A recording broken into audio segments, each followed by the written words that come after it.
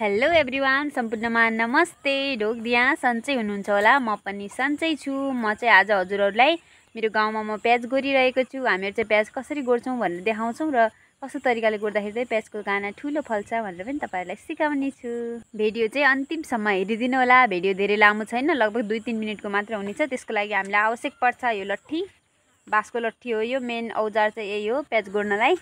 अब जाम है त हामी खेतमा।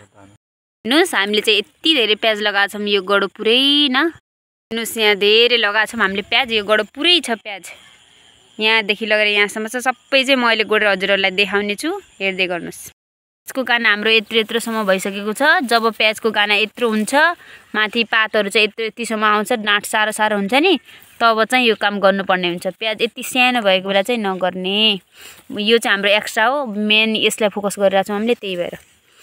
ल साथीहरू, म चाहिँ गोड्न थालिसकेँ प्याज। प्याजलाई यसरी नै गोड्नुपर्छ। म यो पुरै प्याज यसरी नै ढलाएर देखाउँछु। तपाईँहरूको गाउँतिर कसरी गोड्छन् भन्नुहोस्। मेरो काम गर्ने पालो, अब साथीको बोल्ने पालो। के बोलूं मैं?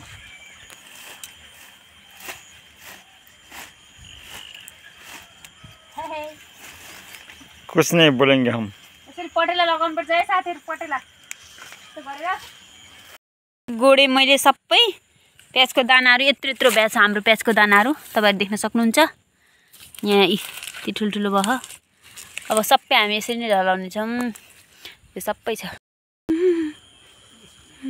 तपाईँहरू देख्न सक्नुहुन्छ। मैले यो सबै प्याजहरू चाहिँ गोडिसकेको छु। यसरी प्याज गोड्नुको फाइदाहरू चाहिँ के हुन्छ भनेपछि, जुन यो हाम्रो प्याजको यो जस्तै यो दाना छ, यो सिधा हुन्छ। यो सिधा भएर यत्रो भएपछि चाहिँ यसलाई ढलाएन भने यहाँदेखि सबै आएको जराबाट आएको मल यहाँ पातमा जान्छ। पातहरू मोटा हुने, यिनी हाँगा बिङ्गा हुने, यो राम्रो फल्छ। माथिको पातहरू पुरा यस्तै हरियाली हुन्छ, जस्तै यहाँ छ नि, यो हरियाली हुन्छ होइन।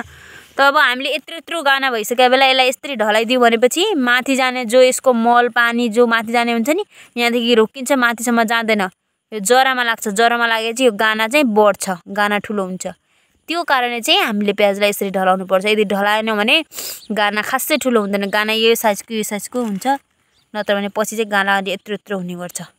यो ट्रिक चाहिँ प्याज लगाउँदा अपनाउनु होला, तपाईँहरूको पनि प्याज राम्रो हुनसक्छ। आजको लागि यो भिडियो यति नै।